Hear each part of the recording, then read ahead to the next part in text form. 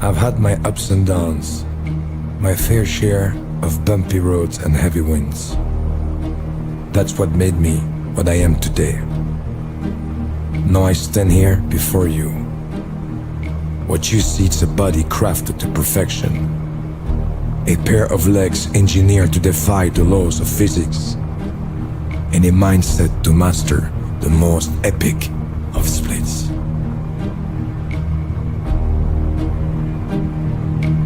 Who can say where the road goes, where the day flows? Only time. And who can say if your love grows as your heart shows? Only time. Welcome everybody, it is SJJMAS number 9. And I've got back with me one of my old friends, Jay Walker. Jay, welcome back to the show. How are you, dude? I'm good. I've been enjoying. I didn't realize it was 9. You did 9. I think I've heard 5 or 6, but it's good. It's good. I've enjoyed listening to them. I've also enjoyed hearing you come back fresh, revitalized, and obviously you've had a good bit of life experience in the last year or so. Yes. And that is fantastic. Life experience plus what you've actually been doing. I do think you've got your head screwed on with it. And so it's good. It's good to was that Claude Van Damme, whatever his name is, in the Jean-Claude Van Damme. Have you not seen that before? I haven't. Listen, I have not seen it, but I was once in the Hard Rock restaurant in Piccadilly. Yes. God, 30 ages ago, and he was in then, and he's tiny. He's short. I would say he's about 5'5" or something, 5'6", very short. Yeah, Wow. wide, very, very wide, stocky type thing. But yeah, there you go, eh? Yeah, I mean, Jean-Claude Van Damme, he is, I have a lot of respect for him. He's Yeah. a terrible actor, really, but, Right. he's the real deal. Yeah. He got a lot of shit, I think, for like those kind of 80s films and that he was doing, but he's the real deal. He was, a real martial artist. He I'm just posting this stream on Twitter, by the way. I forgot to do it. Yeah. There it is. He's a black belt. He's Belgian, and he wants to go to America and discover the American dream. So he's Yeah. literally like the Arnie. Like Arnie, innit? the poster child for somebody who chased the American dream and had a real talent. And Just quickly, Stephen, speaking of real talent, did you see Yes. Tate's fight at the weekend? I still haven't seen the whole Fucking thing. hell, man. My friend, Is it bad? That bad? yeah, my friend who knows his stuff on his WhatsApp picture is with one of the Gracies. Like, he knows his jiu-jitsu and stuff. Yes. He said it's bad, Jay, but like bad beyond bad. Like, it is really fucking bad. Yeah. Yeah, like. I mean, I hate all this influencer boxing. Oh, I just can't do it. But part of me does respect, in some way, that the Paul brothers, yeah, what they've actually done. Huh? I mean, it's good and bad for the sport all in one. yeah. I mean, agree. I hate it as a long time, like, boxing connoisseur, fan, whatever. Yeah, I watched it at 4 or 5 in the morning, but I can tell you for 100% fact that the fight was, I wouldn't say fixed, I would say it was arranged. AJ was missing a lot of shots on purpose. Really? Yeah. Oh God, yeah, man. Like, Paul was about, well, you know about range. Maybe Jake Paul was 6 foot away, so AJ was jabbing and missing. He was like a foot short. and throwing these hard jabs. When he was in close, he didn't throw anything, or he missed. Yeah. And the punch that ended the fight, it wasn't thrown with full power. A few of the reporters noticed that as well. Oh, So really? yeah, It's broke his jaw in 2 places. Have you seen well, that? it would. I mean, if he hit me like that, I'd be unconscious. Don't get me wrong. I'm not saying Sure. Jake Paul's like rubbish, but Jake Paul is probably, if he was in England fighting as a heavyweight, which he's not, he's a cruiserweight, he'd be sort of ranked number 30 in the country. He'd be a below average pro, like a journeyman, just fighting for £2,000 and stuff. So AJ lent off. It's the same as what Floyd Mayweather did with McGregor. They back off, and so the audience get some money's worth, basically, on Netflix. Get their money's worth. And yeah, I wouldn't like to see any more, but the punch that hit him, I mean, God, yeah, it was hard, but it's not my favorite stuff, not my favorite. What's after the stream? What's Tate? And you'll be looking to get through 20 seconds of it. Yeah. Is it online? Yeah, YouTube. Oh, right. Yeah. See, I just really haven't had the time to go searching for it. But I did. I mean, I've seen a couple of clips on Twitter. There's this supposed X-ray of the jaw. I've come around to believe it after I've seen the punch. There he is. I mean, that is bad. Yeah, that is very bad. I don't care what anybody says. That it's not fake. I can't see how you're faking this. The punch lines up with the damage that we can see. So the question is, Jay, would you have your jaw broken for $1 million? I've had my jaw broken. Have you? Yeah, and it's an interesting story because it was a car crash, and an Australian guy put it together, and you've got what's called a bite, which is the natural like where your bite forms, your mouth, your teeth, and what he did was he like fixed my bottom jaw to my top jaw because it was my bottom jaw that was broke, and then he wired me up for 6 weeks or something. And with rubber bands and metal in my mouth, and no talking for 6 weeks. I went back to the hospital, and I'm not going to put the accent on, Stephen, but he said to me, like, when he took it off, my mouth just felt strange, and he said, "Gee, mate," he said, "I've done it wrong." And it fixed it like everything was either one tooth, like to the left or the right. So I looked like I had like one of them locked jaws. And he said, "No word of a lie, Jay, we're going to have to break your jaw and set it again."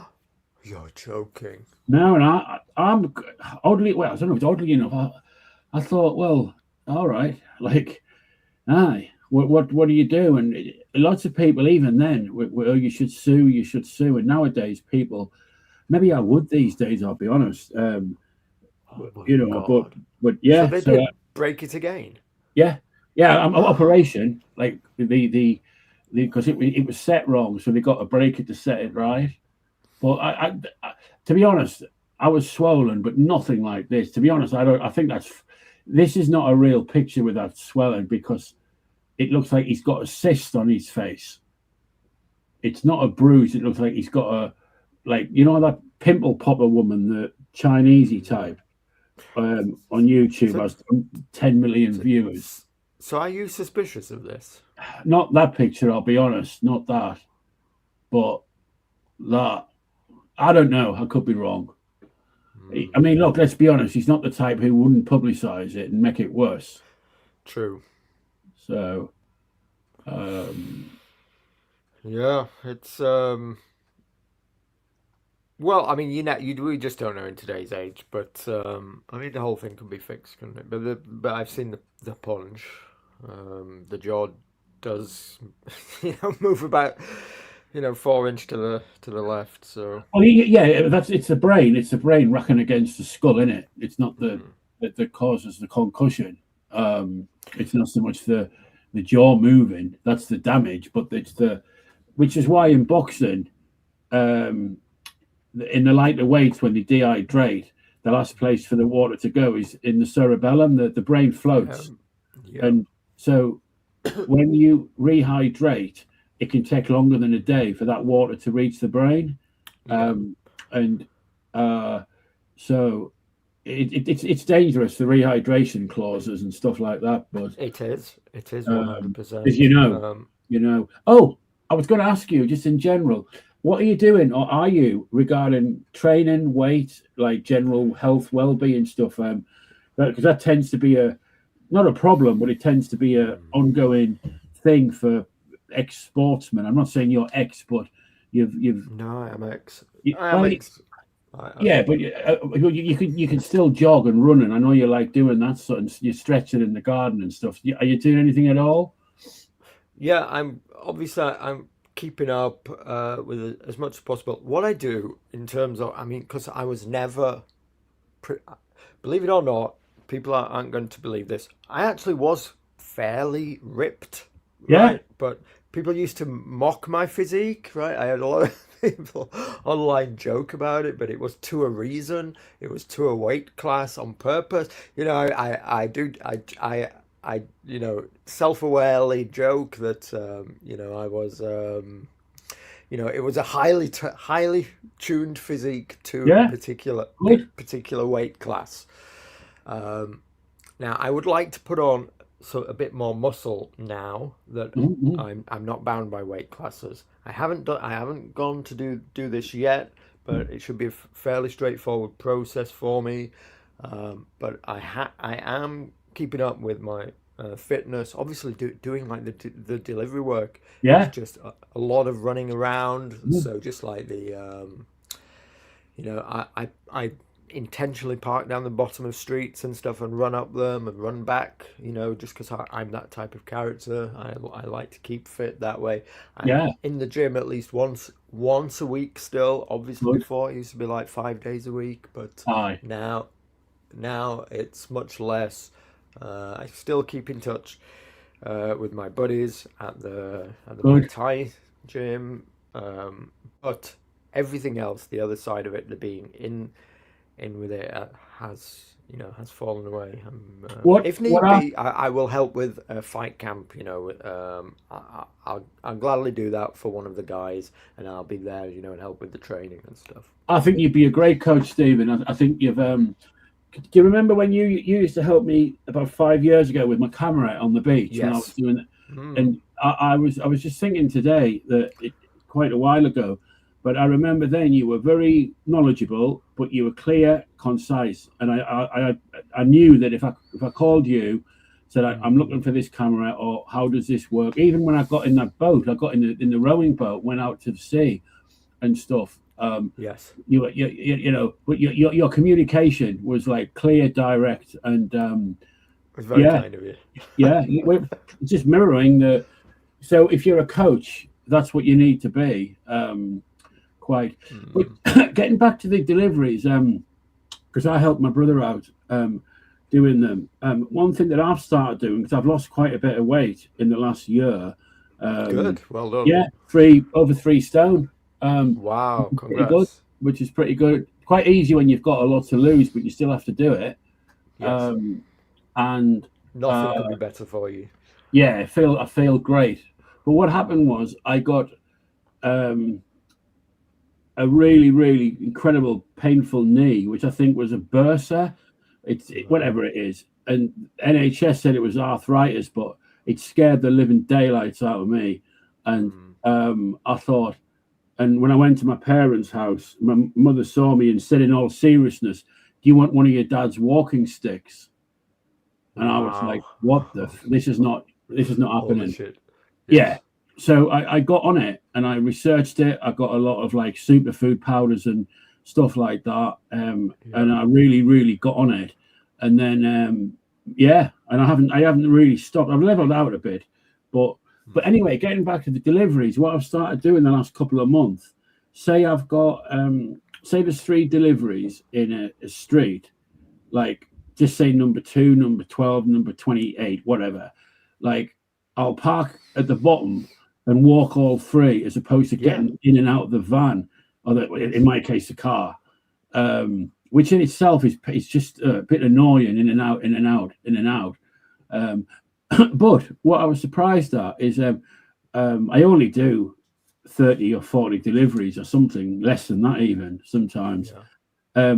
But you don't do many steps doing it. I was No. surprised at how little. I know you travel around and do stuff and you're out for a period of time, but I did think there'd be a lot more feet activity, but no. No, you have to. It's true. You have to physically choose to park a little way away. This is like a technique that I do on purpose. Yeah. And in a way, it speeds up the route, because I don't know if with what you're doing, you see the next, like it shows you on your map where you'll be going next. But it does with Amazon, so Yeah. you'll see where the next line on the map is going to be. So if it's down a cul-de-sac, instead of turning down the cul-de-sac, I just stay on the street and I run up the cul-de-sac with the package into the house and back to the car. And all this, adds up to, and it's part of keeping fit as well as delivering parcels. With what I do, honestly, it's like yours is like fucking Rocket Lab compared to every. It's literally like on your phone a route, and I know it's only 12 streets or something, so I know them all, and you just I just look at I know it's virtually the same. It's the same punters as well. Yeah. It's the same streets, same punters. So is it always in the same area? Yeah. A mile from where I live. Well, that's a bonus. With Amazon, you get sent to a different place every single day, and it could be anywhere. Yeah. Wow, I wonder why they do that. Yeah, you could be 40 miles away or 1 mile away, and anywhere in between. Yeah. So with all the pennies that you're accumulating, you're chucking it at Ethereum, and your Rocket Lab jumped the last couple of days, hasn't it? It has.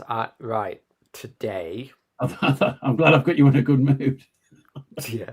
Well, today, right, for the first time ever, I can announce I've taken some profits off of Rocket Lab. Good lad. Yeah. It was a big deal, I'll be honest with you. This was like giving up a dog to a shelter or something to me. Because it's been so good to me, I've literally got 18 times off of this, 1800%. It's such a huge amount of money though, Jay. Today it was up to close to $115,000. Yeah. Mm-hmm. And by the way, in the November wobble that just happened, it went down to close to 60k. Yeah, from 100, and I was sat here thinking, I've just done a YouTube video saying, look at me, I've got 100k on Rocket Lab, and here we are, like two weeks later, and it's halved. I honestly, Stephen, right, I heard the streams and I'm following it. And I thought, he's the euphoria and the hope, the whole thing, and life, without sounding like an old granddad, but like life isn't like that. Like no, and it can come back. Don't get me wrong, but it is a bugger. And I know from when I was doing day trading, I made a lot of good money in 9 months. And I lost a lot. I lost 70% of it, and that did me. I just couldn't get the mojo back. But when it's going good, it's like what could I say? Like try not to own it and spend it. Like because it can unless you cash it out, then it's yours. But it can really come off or pick up. Yeah, we're never there. We're never safe until we sell it at profit. And even then, it can still go up, and you can be pissed off. You've never won until you leave the casino. Yeah, So until then, everything's in play. Now, I believe in this long term. Like I said, it's like giving away a dog, literally, to like a baby or something. To me, this I believe in it long term. I yeah, feel like there's so many tailwinds to this, but at this price, it is expensive. It's not even a profitable company yet, and it's valued at close to $40 billion. I mean, wow, they've not even made a profit yet. So on some level, reality has to come back down. yeah, Now it doesn't have to, because there's momentum. Like I said, there's all the tailwinds. SpaceX is going to IPO next year. That just brings the idea of investing in space to the front of so many people's yeah, minds. So yeah, these are called momentum trades. So yeah, there's going to be attention to Rocket Lab, who is the number two space launching company. Uh, uh, I'll answer what position did I set, what percent in a second, Quasi. Um, so there's that SpaceX IPO. There's the next play that everybody's talking about is data centers in space. Have you heard mm, that recently? Elon Musk is talking about it all the time. Uh, Legitimate people are talking about it. We don't have the power down on Earth. We need to build the data centers.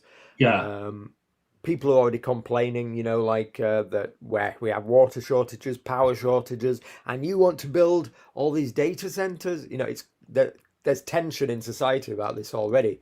The simple answer to this is put them in space, because they can have their own power source with solar panels. Just so there's all this in play for Rocket Lab to like do a real they've, run. they've got some tests coming out in a little while, have they, or something, or they're trying something else, which is going to be quite important. They've been currently, right, Rocket Lab's rocket is a small launch vehicle compared to like SpaceX. It's about a Yeah, quarter of the size of their rocket. It's called a small launch vehicle, so they only launch a few kilograms. mm-hmm. For the last 3.5 years, they've been developing a larger rocket, like a real rocket, let's say. And the test is going to be in Q1 of 2026. So if that goes well, again, that'll be great. Should be great for the stock. If it goes bad, not so. But there's all these risks. It's a rocket company. Anything can go wrong as well.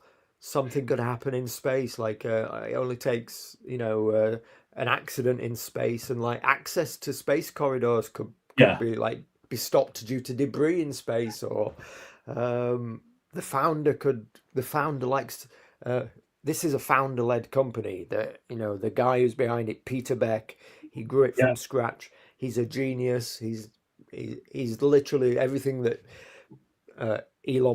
people put into Elon Musk, but he's the real deal. It's Sir yeah. Peter Beck. He's an engineer at heart.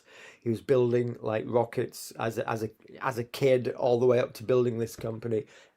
But he likes to fly helicopters, and this really worries me. That's yeah, He yeah. But could he could also from the fact that he flies helicopters, he's got the feel, he's got the mojo. but he could crash. It's, He it's could like crash one tomorrow, and then yeah, he could, but I mean that's the but that's the thing with Tesla, isn't it? Like it is a one-man show, really. it is. Um, It is. or Bill Gates, or I know Steve Jobs is not here, or whatever the hell, but Mm. that is the risk you take. Mm. But the thing is, the conservative approach would be to take 50% of it as profit Yes. and do all this stuff. But I don't know, everybody's got their own way of handling it and doing it, haven't they? Yeah. Yeah. So I'll answer the question then. Quasi asks, what percent of your position did you sell? I'm not exactly sure what the exact percent, but I trimmed down from 1,500 shares to 1,200. So not a huge. 20%. You've taken 20% off. So Right. Okay. Yeah. It was $21,000. Yeah, I was going to we- say. I was going to say James has pocketed 15 grand. I quickly worked it out. yeah, 15 grand. That's Now, 7.5 each. it is. Now, this is a huge amount of money to me, Jay. And me, all of us. I can't tell you what this is a huge amount of money. It's like it's the first time that I've taken out of Rocket Lab though. And so, but everybody's talking about the risk into next year. My long-term thesis is that the next 10 years are bullish, super bullish. I think we're in a generational bull run. We've just invented a brand new technology. I mean, come on, society is about to undergo a real revolution. Can I ask you a question? Right? Yes. Imagine, God forbid, because you might not want one. Imagine you had a son, and he is in your position now, and you're the father. Yes. And his son asks for advice. Just got 115 or whatever it is, $900,000, and these tests are getting done next year. It could be good, it could be bad. What advice would you give to him if he asked you? Yeah, I'd say I would say locks them away, which is what I've done. I've done it due to that obligation, Jay. I mean, I don't want to be the idiot who let it all slip through his fingers. But by taking that profit now, I'm still leaving 90 grand sat in the company. Yeah, which is a lot. It's a huge amount. It's a huge amount. Anybody else, I reckon, I have this luxury to come down to this, to like 1,200, come down to 1,200 shares. What a luxury. Yeah. Anybody else would die to hold that amount of shares. Are you looking to invest it or spend a lot of it on Aldi for a Christmas lunch? Or have you got any ideas where you're going with the money? No, I'm going to be super sensible. What Good, the right? plan here is, Good. I'm taking that money and I'm going to put it. I'm actually going to hide it probably in premium bonds until April so that I can't see it. Hey, I've done that the last year. It's not too bad. Yeah. What is good? It's really cringe.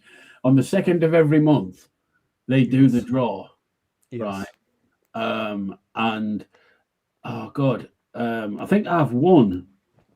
I've only been doing it 8 months, 10 months, and I think I've won 5 out of 10 or 4 out of 9 or something. Not great amounts, but it works out at about 5%. That's not bad. Yeah, I mean, I was You toying can't get that in a high interest savings account at the moment. Yeah, but what is good is you get the app on the phone. I think it's something like Have I Won? Yes. So the night before, the draw is made on the 2nd. If it's a weekend, they make it on the following work Monday. And you automatically logged in and you press the app, and then it either comes up you have won, and it could be fucking million quid. It could be like 50 quid. Or it says, sorry, not this month, which is really shit. Right. But when it says like, Jay, you have won, you're like planning your cruise ship. And then you've got to log in and press, and it says like you've won, 50 quid or whatever. But even winning 50 quid, it's 50 quid's like better than not, Yes. But yeah, that's good. And it's more out of sight, because otherwise I'll stick it all on Ethereum. I know this is what's going to happen. So which we'll talk about in a minute. By the way, I know it's down. I know you probably bought some. We'll address the elephant in the room in a minute.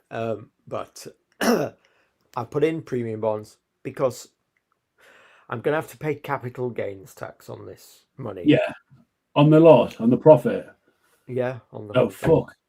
Yes. So even though but hang on, is it not from an ISA account, or do you still have to pay tax? This is the whole problem.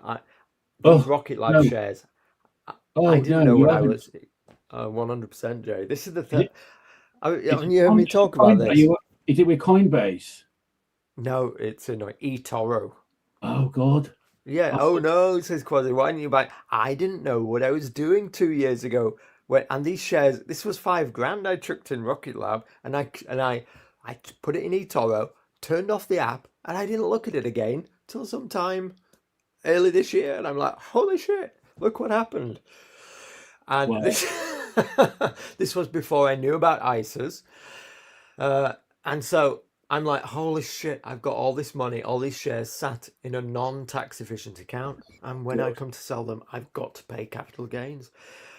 And so What's this that, is 15, 20% or something? 818. Oh, And fuck off. the Labour government have just taken away half of the allowance. It used to Jeez. be you got 6 grand allowance per tax year. They halved it to 3 grand. So you got to, oh dear me. Ugh, fuck. Well, at least you know, Yes. at least you know the money's got to go to a good cause. So yeah, I know it's getting worse. This story. This is why. So of the 15 grand, 2 of it's going to the Labour government. But I just got to not think about it. Basically, there's ways of reducing that tax. Listen carefully, kids. Right, there's ways of reducing that legally. What you have to do is, if like this 15 grand, the government isn't going to want it until 2 years time. It's going to be, well, it's a year's time. It's going to be Yeah, January the 31st, 2027.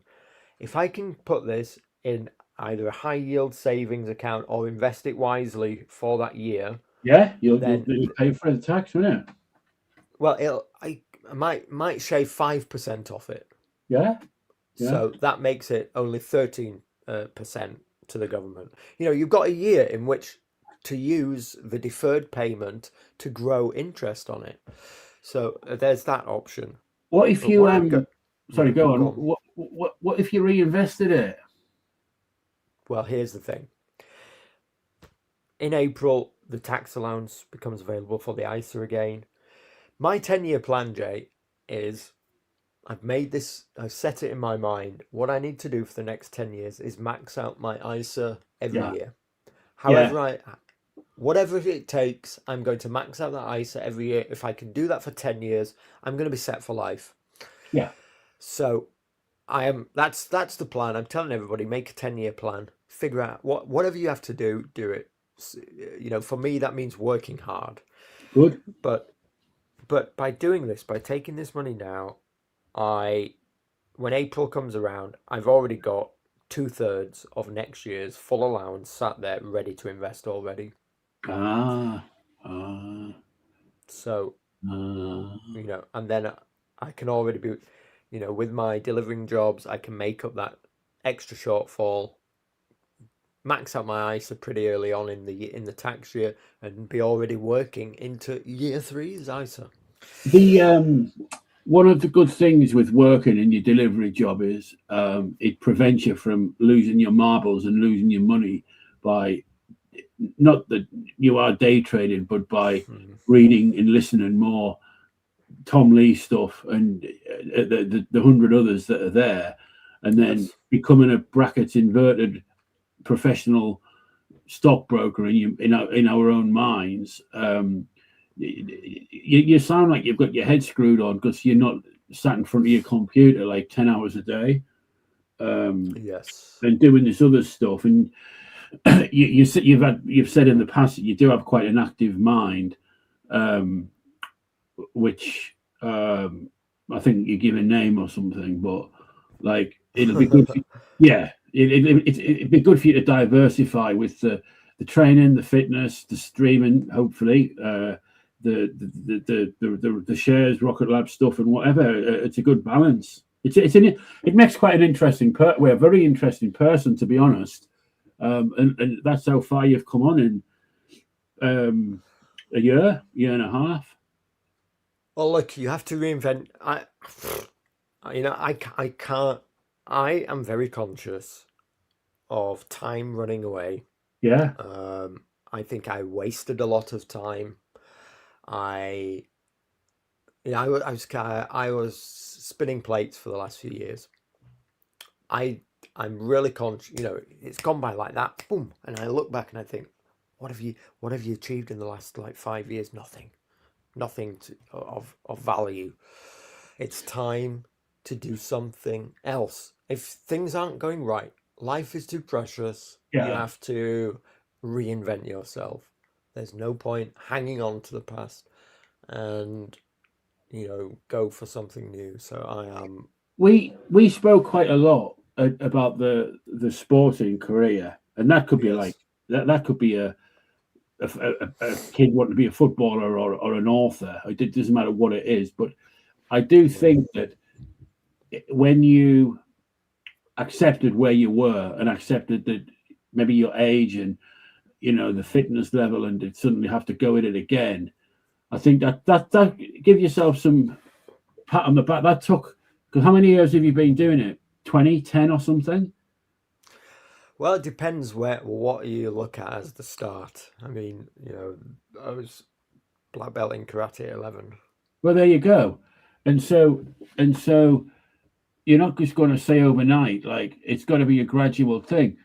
Um, and when you finally accepted and made the decision, then that was the beginning of Stephen James #2, which is the regeneration of you, and you've got to keep, and you'll do it again at some point with where you're at now, and it's good, it's good, and you can still dip in with this stuff as well, not to the point where you're arguing about idolatry for 3 hours a night, but yeah, but it's a good balance. I was doing that, Jay, because I was bored. I'll Oh be yeah, straight up. I was bored. and it So, gives you a purpose that you actually are doing something and you're being useful, and like you can put a few words together in the right order. Not everyone can do that, and you get people saying you're good and it's good, and then you feel good about yourself and you go to bed feeling like a winner. yeah, but achieving nothing Even really, fuck all. nothing of value. Yeah, yeah. I mean, um, This is the danger, the trap of social media. Social media gives people a false understanding of of their own worth. I mean, women are like that. Women fall into this trap. They think that their like Instagram page or yeah, their Facebook page is something meaningful about their life. This like fake image that they portray out to the world about like what they're eating and the things that they're buying and the products that they've got and unless you've turned that into a business, it's all for nothing. It means nothing at the end of the day. yeah. They call it a hollow victory. Yeah, Um, it's fake celebrity. Shallow. I mean, no, it is. I see it quite a lot with younger people in my. But what I've been doing, and I was thinking obviously about the stream, but this morning, just with the way that technology is going, and I think I was listening to Musk on Rogan or something a few months ago, and he was saying we won't even have telephones. Like we'll have a gadget that will just say, book a doctor's appointment tomorrow, 10 o'clock, and it's like done. You don't have to ring, you don't have to wait, you don't have to, all that stuff. So today, just before I went in to see, I'm buying. I mean, we're talking 20 quid on trading 212. Like I'm every before every swim, I'm buying Ethereum. Now I'll spend 12 quid in the coffee shop afterwards, and I'm not really Yes. doing that. But by God, it builds up without knowing it. Right. So I'm sat there in my car, and people are chatting, getting ready, this, that, whatever, and it takes you a minute to click the app, automatically signed in. You've got your favorite stocks. Click buy, blah blah blah. Goes through to my Barclays, fingerprinted, and it's done. And then I go and see. I've got my Garmin watch. It measures fantastically how far, my heart rate, my average 100-meter pace, blah blah blah blah. Come out. I can look at that. I can go home. It's straight on my iMac. It goes straight to Strava. My friends message me, say, "Hey, good swim, Jay." You know, and it's fucking brilliant if you use it. Like, you know, If you don't, if you're not afraid of it, if you're not afraid of the technology, like so many people are. yeah. Well, I listened to your stream the other night, and years and years and years ago, I had a contract with EMI Records, and I knew that they were going to buy Chrysalis Records and publishing, publishing's a big deal.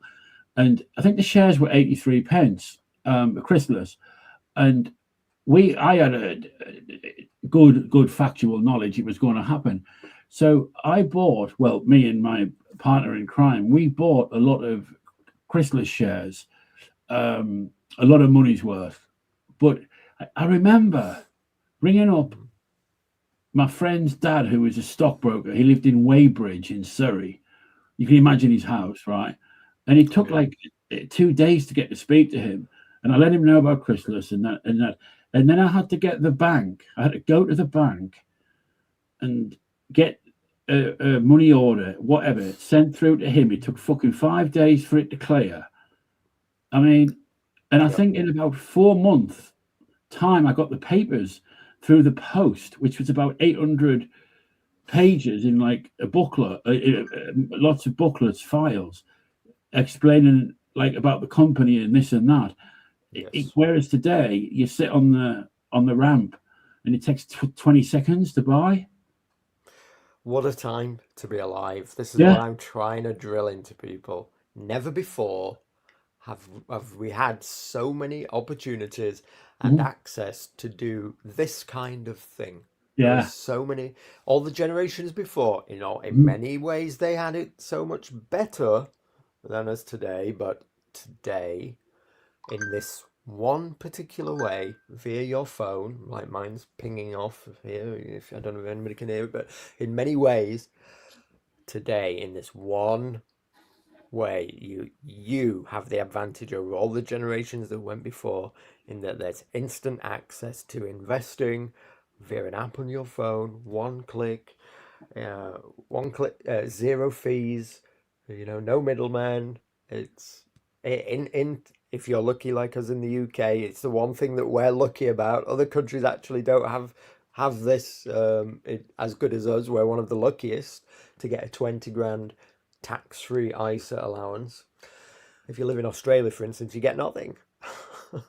Wow, I didn't. I thought most countries would have it, or some. No. So, you know, what a time to be alive. People aren't taking advantage of it. They're sat there worrying about the World Economic Forum, 15-minute cities, Bill Gates, and all this kind of nonsense. That's like a mind virus. You're like kept in a prison of your own making. You know, you're worried. It's very leftist coded thinking. People think they're on the right wing, but they're not.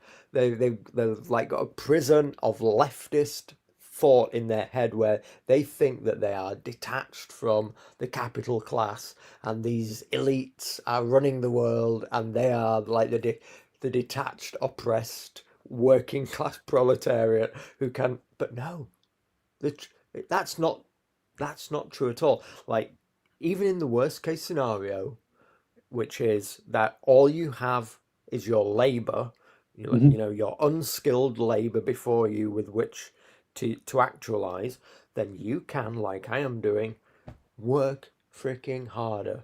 You can make an extra like £1,000 a month with you know 3 hours of work per night 3 times a week. That's what I do to make an extra £1,000 a month.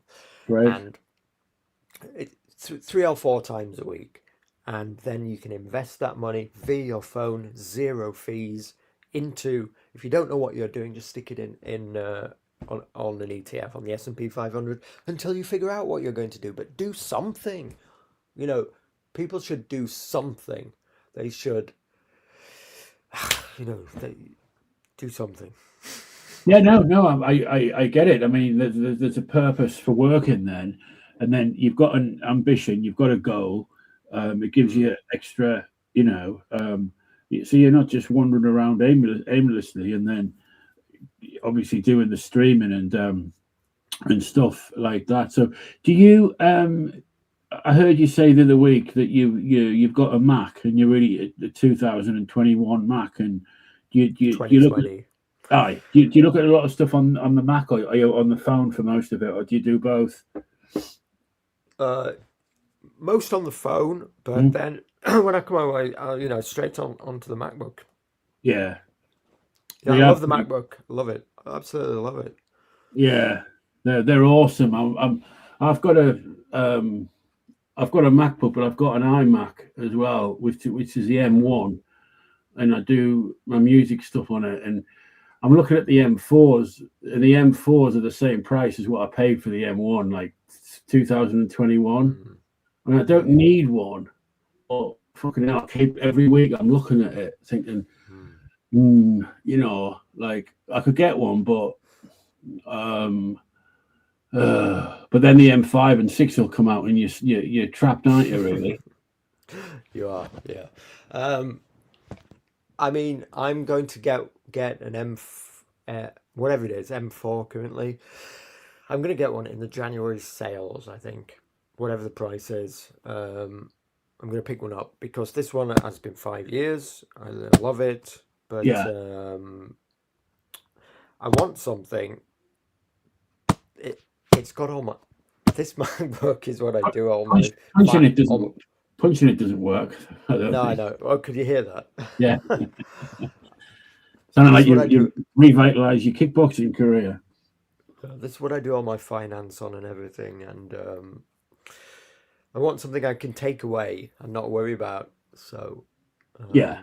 it seems like now a perfect time I can keep one. What's separate. funny, if you buy it from the Apple company or Apple store online, like actual Apple, they'll ask you if you want to trade in your other one, and you think great.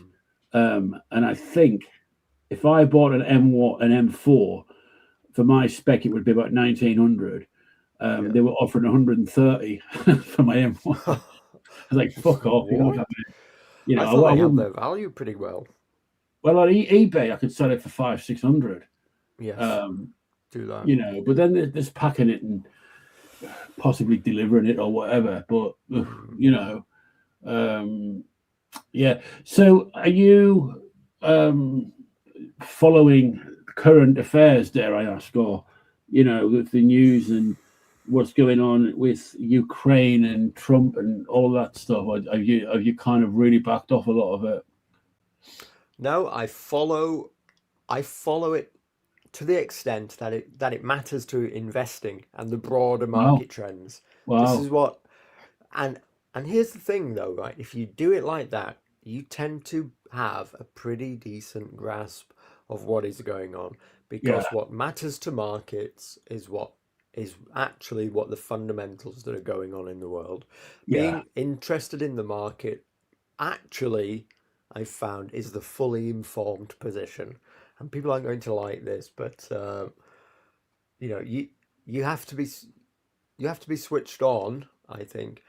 So I check Bloomberg. I never used to check. I never used to check normie news, but my first go-to now is I check Bloomberg and I look at what other markets interested in, and this tells me about forward trends. Yeah. So yeah. I went to Bloomberg offices in Finsbury Square for an open night.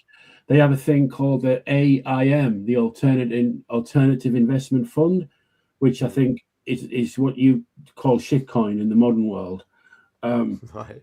And there's loads and loads of companies at 1 penny a share.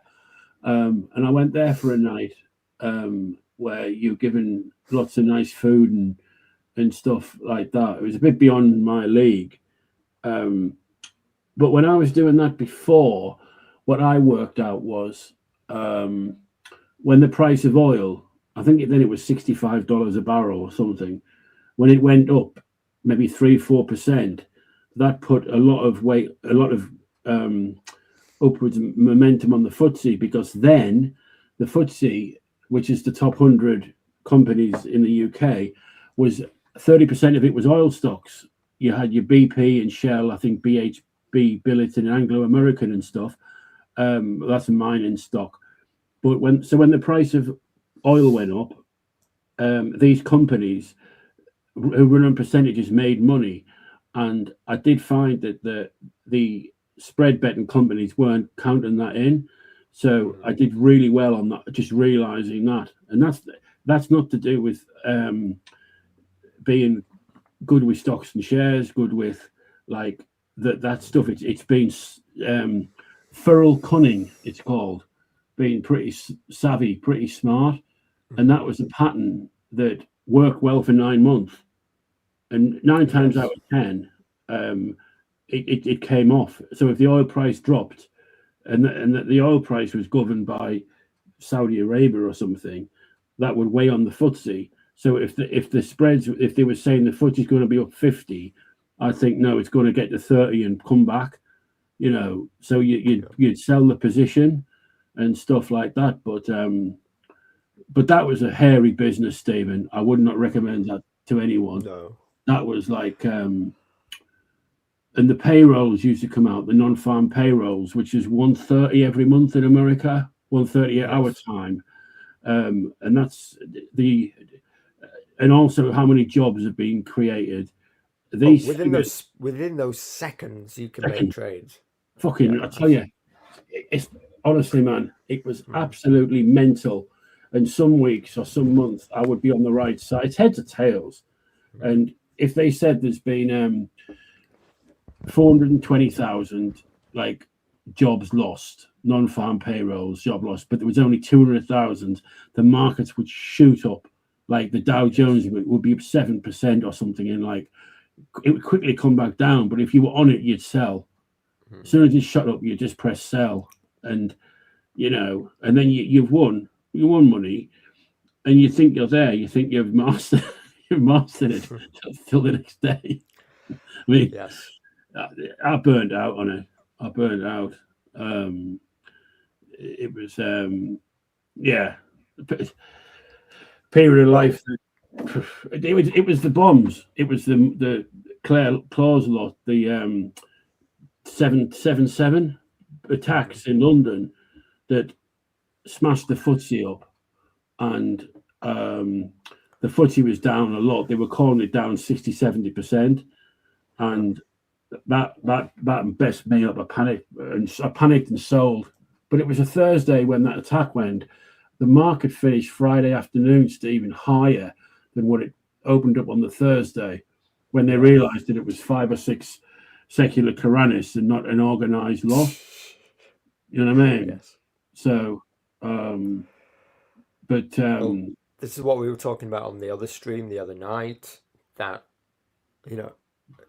and each time, unless here's the thing, unless, in quotes, this time it's different, then the markets always recover, because the world is always going to proceed with monetary exchange, the exchange of goods for services going on, which means that companies are going to continue to exist and grow, and we're going to have functional economies.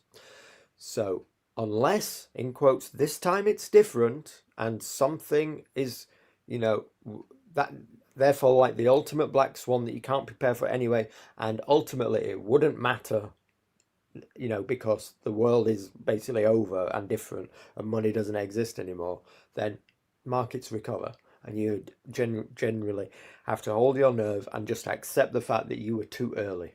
Yeah. Yeah. But the S&P, I think that doubles every 5 years, something, doesn't it? Over the last 15 or 20 years, is that right? Well, since 2014, the S&P 500 has returned 14.8% annualized. Jesus. I mean, it's ridiculous, that, isn't it? It is. Over the long term, stretching out, going back encompassing the dot-com bubble, and way back, basically this entire timeline, the S&P 500 has done annualized of 10%. And the NASDAQ, that's tech stocks, isn't it? The NASDAQ is tech, yeah. Yeah. So what's the S&P? Is that 500 companies of America? The S&P is an index, so it stands for Standard and Poor's. This is just an organization that has created an index of stocks. So they just themselves choose to get 500 of the best stocks in America, and they have categories by which you can gain entry. And I think it's every 3 months they take some companies are thrown out and some companies are brought in. Yeah, But our footage does that. Yeah. But it's generally considered the top 500 companies in America. You have to have been profitable for something like, I think it's 3 quarters in a row. You have to have a certain market cap size and, a few other qualifiers. Mhm. Yeah. And so what's the Dow Jones? And he's up 30, the top 30 blue chips or something. I don't know what the Dow Jones is. I can ask Dow Jones. These are just indexes that are compiled. The Dow Jones is 30 prominent companies listed on stock exchanges in America. I think these are industrials. That's it. It's the industrial average. So I think it's blue chips. Like you have to be able to see it or touch it or something. Yeah. Oh yeah, they have Apple in there, Coca-Cola. Doesn't look like an index I'd want to invest in, but no. I looked up what blue chips. You're right. I've put some money into this pie and Nvidia's on it, and I didn't realize how fucking big that was, and what it does. Biggest company in the world now, yeah. Oh God, I remember getting computers tiny. There was a company called Tiny 30 years ago, and they had a shop in Tottenham Court Road, and I got a tiny computer, and that Nvidia stuff was coming up then, like MS-DOS, and now it's everything, isn't it? All the computer games and stuff. Well, Nvidia's creating the chips for AI. So oh gosh, they used to make the what are they called? In your computer, you have a CPU and a GPU, a graphics card. They used to make graphics cards. Yeah. They still do. They still do make graphics cards, but that's not the focus now. They turned their attention to making these enormous $3 million a pop chips for AI. They're going the best in the world are known as the Blackwell chips, and they're $3 million each. Wow. And these are high performance, the best things in the world. And the companies like Meta, Microsoft, Google, that they're buying them like they're going out of fashion. The demand is crazy. These what are fueling the data centers, and this is the trade over the next 10 years. AI is going to be built out, whether you like it or not, whether you like the slop or not, whether you think it's going to be useful or not. These people believe it. The head of Microsoft believes it. The head of Meta believes it. The head of Google believes it. All of these people are convinced that this is a world-changing, revolutionary technology. They're investing in it massively. So then the build-out's going to take 10 years.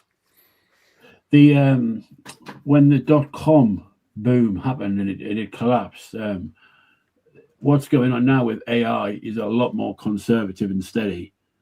It is, yeah. The .com thing was anybody who you could call a company Stephen and Jay's internet.com, and people would be throwing millions at you. Not many of them made money, and it collapsed like really bad. People were jumping off buildings and everything.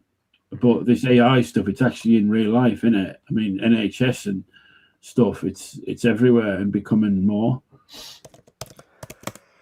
Well, in the .com bubble, it was before I really knew anything about any of this, obviously, before my time. But from my understanding of it, the .com bubble was companies who had no profits, nothing to show for it. It was just like the promise of the age, the idea that with the internet, we're going to be able to make loads of money by accessing loads of customers. And so any company that built a website and put .com in their name, yeah, wow, sorry. People Yeah. just threw money at them. Yeah. But these were pre-revenue companies. This is very different to today, where we have real companies with real revenues and real profits. I mean, I can show. Where is it? I've got this here. Share price as a multiple of projected earnings of these companies. So we're talking about real revenue here, right? And if we look at these companies, these are not overextended companies like 20. If we look at Meta, it's just over 20 times forward earnings. That's Right. not overvalued. If we look at Nvidia, it's just over 25. It's about 27 times forward earnings. This price to forward earnings, price to next year's or 2027's projected earnings. I think this is just out of projected of what the company will earn in 2026 or Yeah. 2027. Oracle, I think that's just got beaten down in the last few months, so that might not exactly be correct. But look at the Nasdaq as an average; it's about 28. So I mean, show me the bubble. Look on there and show me where the bubble is. Yeah. It's not exactly clear. And if we compare it to companies that people never say are overvalued and never say are in a bubble, such as Coca-Cola or if we look at Costco, for instance, Yeah. everybody considers Costco to be a safe company, to be something that's not bubblicious, something not risky like tech. Costco is something like over 40 times price to earnings. Mhm. And people say, oh, the bubble is in tech here. Now, it's bubblicious, like I've said to people. There are companies that are, overextending. There are companies that are just getting on the AI bandwagon and have nothing real to show for it. Those are going to fall away. There's going to be, a slaughter fest of all these peripheral companies, but the main players have real revenue, and those are the ones that are leading this. And I guess as well that they're all going to have to be like really, really up to date with the latest AI stuff all the time. If not, they're going to fall behind massive. Yes, it is a prisoner's dilemma for these Mhm. companies. For somebody like Meta or Google or Amazon or all of these companies, it's a prisoner's dilemma because in order to have the AI for yourself and to be able to monetize it, you have to put in the capital expenditure and build it out yourself. And if your competitors are doing it, then you have to do it. Otherwise, you risk being left behind. So, what people Yeah. are So calling a bubble is a prisoner's dilemma, and they're all locked in. so a company like Sainsbury's, for example, might have the latest products at a good price and better than Morrison's, whatever. But unless they've got the AI stuff together, if they still got humans working out the deliveries and speaking on the phone to customers and all this old stuff, that it's going to be more about not just the product, but actually have we got a handle on the AI to deliver it to people instantly, really. Yeah, well, they're going to lose to their competitors if they Yeah, don't get in this if they game. don't. Yeah, I mean, So, companies like you say, let's go back to basics, supermarkets. So, AI promises to allow you to understand your where you're losing out by analyzing your business. For instance, this is just one example. yeah, And reduce your margins. It'll allow you to fire so many useless employees. It'll say, John over here, Sue over there, Sally here. They're all superfluous to requirements. You can sack them, save money, compress margins. yeah, And increase the bottom line. This is going to allow you to either reduce your prices or just give back to shareholders. So as a company, if you don't embrace AI, you're going to fall to your competitors. So over the next 5 years and 10 years, there's going to be consolidated, unless I'm, everybody's wrong about this. There's going to be consolidated investment by companies, across the board to build this stuff out. And so the Ethereum, that's to do with like the blockchain, which is to do with like monetary transfers and stuff. Is that correct? The pitch for Ethereum is that money currently today, we live in a system of old traditional finance, whereby settlements of funds is still done by, on some level, trucks of cash are literally driven between banks and put in vaults. Wow. So, Yeah. it might happen once a month now or something, but at the end of the day, JP Morgan has to, balance its books with Barclays, what they've been, what they owe each other, and money has to change hands physically at some point. This is a legacy system. The system of transactions is a legacy system that's dominated by Visa and MasterCard, who skim 3% off of the top of every transaction. Wow. Anywhere, and merchants have to pay this. This isn't a system that is fit for the future. So at some point, it is going to digitize, which is what we now refer to as tokenization. We're going to switch. We're going to say that $1, and it's already happening, is worth one digital dollar. We're only going to exchange. We're going to only exchange tokens. One token representing $1, and all that ever in the future is going to be exchanged are the tokens. And the tokens can be transferred digitally because they're pegged one-to-one via what's called a stable coin to the underlying base currency. Now, these stable coins, these tokens, have to have a trustable, scalable, 100% uptime, unhackable, resilient system, a blockchain. Which blockchain is going to form the backbone for this is the question of the age. The leading candidate is Ethereum. What else could it be? It's poised to become the world computer that underwrites everything. It's the only smart contract system that has been going for 10 years, has zero downtime, has decentralization.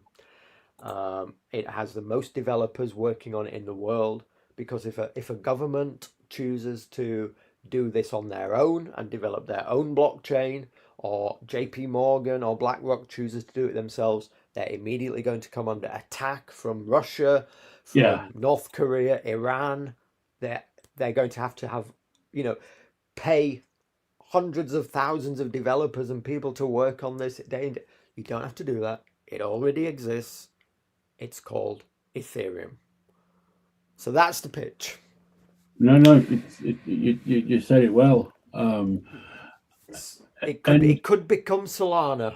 Here's the other. It could end up being Solana, but Solana's so far behind, and it could be one of the others, but they're so far behind.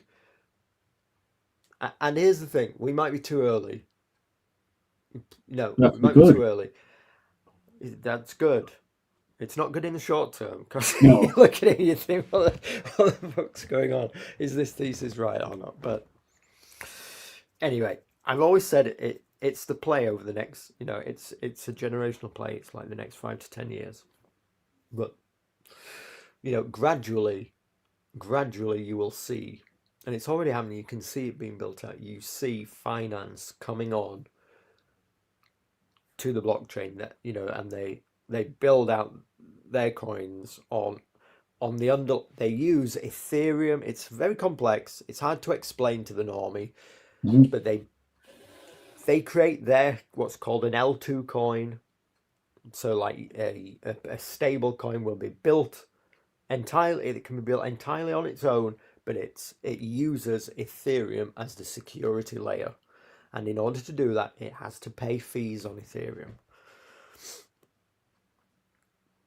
I like like the current. Visa Mastercard thing. Yeah. So every transaction will generate the money. Yeah. Mm. So we look at something like Ethereum now, and it has a market cap of $360 billion. Right? Yeah. That's nothing.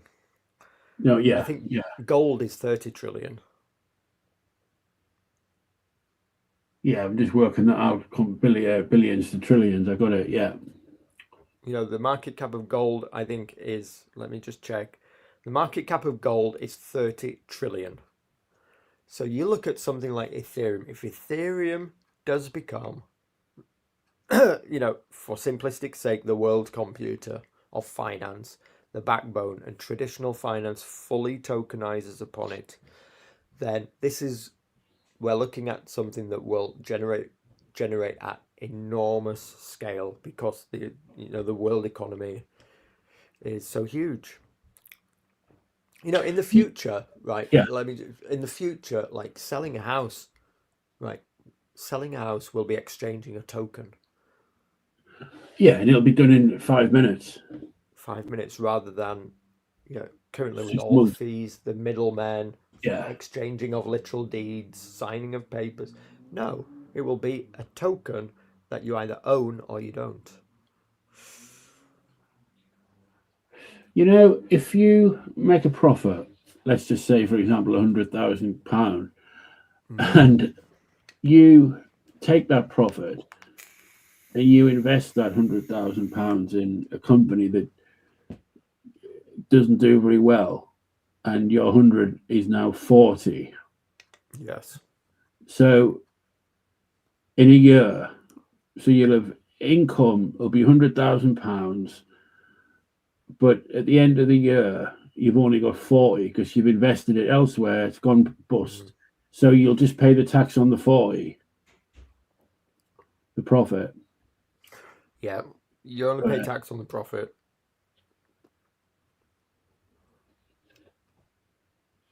So in a way, if you were to take 15,000 quid out of, which you've done, you could like throw that in the dark, and if it sticks, then great. If it doesn't stick, if it loses, can that come off your tax? So this is what's called tax loss harvesting. Somebody actually mentioned it earlier on. Can't you sell your crypto that's underwater to harvest the tax loss? And yeah, that would be something that could be done. Yes. But there's a rule within the UK that if you sell and buy back within 30 days, then this doesn't apply. So you have to be out of it within 30 days. I wonder if any people like accountants, you get accountants who do the local greengrocer shop and stuff. But I wonder who you go to for, like, this is like pretty high end tax advice, isn't it? And I would imagine that 90% of tax experts don't do it. Well, I think this is what's a good tax advisor should specialize in, this kind of thing. Yeah. Basically, if I'm underwater Ethereum by about 10 grand, then could I sell my Ethereum? Yes, it would be the answer. And I'm recorded a minus 10 grand loss for the year. Yes, I could. And then not have to pay any tax on my Rocket Lab shares. Yes, I could do that. Will I do that? No, because I worry that at any moment Ethereum will run. Yeah. I believe it. So I'm actually quite well, not pleased that it's gone down, but I've bought myself 3 guitars in the last few months, which comes to about 9,000, and that money would have gone on Ethereum, which would now be 7.5. Yeah. So my guitars are actually an investment anyway. If I want to sell them, such as the make and what they are, but in a way, even though I haven't gained any money, I haven't lost 1,500 quid or something or whatever it would have been. But that's the nature of the beast, isn't it? It is. A I one, mean, a one that you'll experience at some point. It's hideous. Is you imagine you sell your Rocket Lab stuff, and in a 3 month it jumps again, stupid, and you've yeah. missed it. That's that's a horror show. Well, Uh, that's why you have to ask yourself about conviction. Where is your conviction? And you have it when something goes down. Okay, that's when you know you have conviction or not, because it's like with Ethereum. I do have the conviction because I'm not panicking at all. I look at it as every opportunity. You must see me posting, and none of this is financial advice, ladies and gentlemen. yeah, I yeah, have stressed this 100% on every video I've made. Now, people might be jumping in along with me, but I have stressed all the way along. This is risky stuff. It is a 10-year time horizon, but you can see me. I'm posting every week that I just buy, no matter what the price is. And Warren Buffett said, stocks are the only thing that people don't want to buy when they go down in value. yeah. And that's crazy, because if you picked something, you must have picked it for a reason, and you have to ask yourself, is your conviction, is the reason why you bought it correct? Yeah. And if it still is, then you stick with it, don't you? But it hasn't really gone down. It's dropped maybe 10, 15, 20%. But from my limited research, there are like a small number of massive heavyweights in the Ethereum business that will be agreed to sell at a certain price, at a certain, they talk about resistance and stuff. And it's not about the performance of resistance. It's about like controlling the market. So these whales, they're called, will sell at whatever price they sell at, and then they'll just buy it 3 weeks later. And it doesn't really relate to Ethereum. It really, they've got billions to spend of other people's money, and then that's why you see the graphs when it's like bought at 80, sell at 100, and it carries on for 5 years. And the amount of money on the sell triggers the crash for no reason, and they buy it back, which triggers the buy up, such as they maybe own 30% of it or something. So Well, that does go on. It's been hit because of the Bitcoin trade at the minute, Yeah. and because the fear in crypto at the moment, because like part of the thesis is that we are early to see, we are in the pre-adoption phase. If Ethereum becomes the global blockchain, then boys and girls, you're listening to it early, literally the early adopters to even realize this. Yeah. And we're still in the risk phase. The risk phase is where the opportunity lies, because when there's no risk, everybody's already bought in and the chance has already gone. If it was certain, then there's no opportunity, there's no capital risk to take. So you have to buy when it's at risk, don't you? 100%, yeah. It was like buying Rocket Lab at $3 after their rocket had just blown up. Yeah. You have to.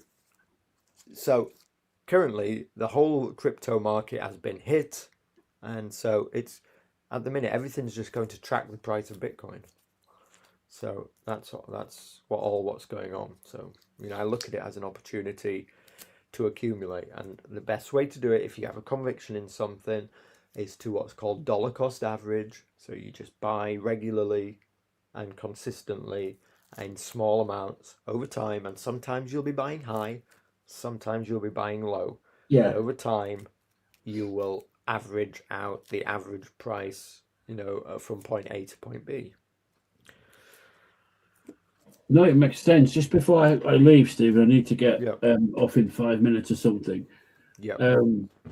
one thing I'm doing, which is very old-fashioned compared to what you're doing, is I'm backing in this instance, and it's not about personal preference.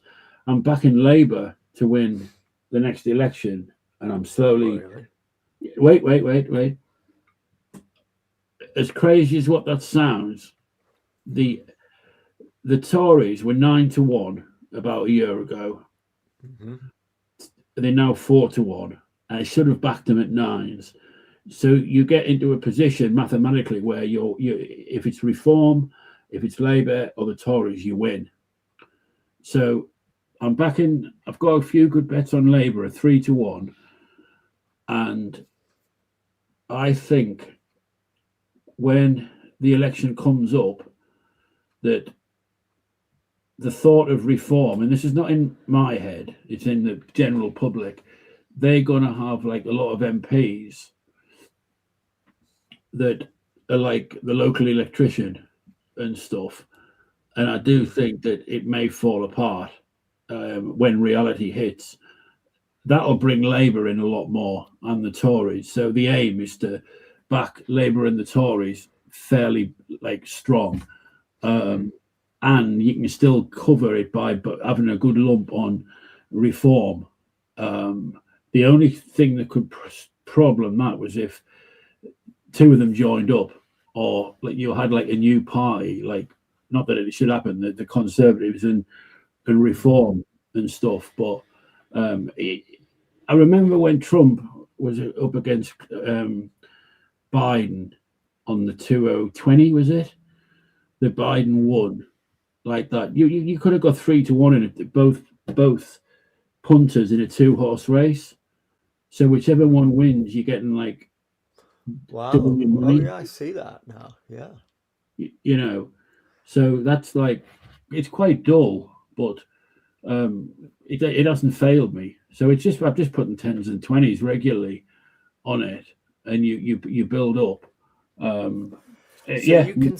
So if people don't understand what you're saying, you can see a way that by backing multiple sides in a race, you can come out on top, whatever the outcome. Is that what you're saying? Yeah. So that's interesting. So if you'd put the Conservatives at 9-1, if you put £10 on them and they win, you've got your 100 coming back. So you've got basically 100 quid to play with, or 90. Yeah. Labour at 3-1, you can put 40 on Labour at 3-1, which just gets you 120 back, minus the 10 you lost on the Tories, and you put 60 on Reform, which covers the other two bets if Reform wins. So you don't, it's mathematical, but you need to back them at the biggest odds and stuff. But a lot of professional punters do it. On stuff, but Stephen, I'm going to have to make a move. Yeah, no problem. Thank you for coming on, Jay. It's good. Who have you got on next? I have nobody else tonight. Mercian is on tomorrow, who is on Brutus's show. If anybody missed me yesterday, I was on Brutus's channel. So you can go and listen back to that. Anglo Gang, just search for that in Google, in YouTube. And Mercin is one of the guys over there, so he's on tomorrow. At some point, can I just answer the chat? I've just had a quick look. Yeah, they are Rickenbackers. I think I mentioned it in the stream the other day. That's hilarious. Invest in crypto to pay for your Rick streams. The strings are ridiculously expensive. Gretsch, Chinese stuff, doing Gretsch stuff, but Rickenbacker is probably the best guitar investment. They've never had a budget range to cheapen the brand. Yeah, the old chicken backer, they call it, don't they? Martin says, I reckon Labour will win because of the benefits. Possibly true. Don't you worry with a guitar about damage to it, though, Jay? Oh, it's especially me. I mean, like, yeah, I don't you turn around and bash it into the door handle or something. Yeah. Well, to be honest, I've already got a little nick on it, and I'm looking at getting a marker pen, a red one, to colour it in. Like, stuff like that. But and that, Stephen, it's been really good chatting with you, and All I right, mean, appreciate enjoying your it. stream. And I do hope you continue, not to the extent that you were doing before, but every 2 or 3 weeks. It'd be nice to hear your take on the world in general and the crypto game. Yep, I certainly will. Thanks for coming on and being a part of SJJMAS 2025, Jay. It's been a pleasure. All right. Good night, everyone. Thank you. Good night, ladies and gentlemen. Bye.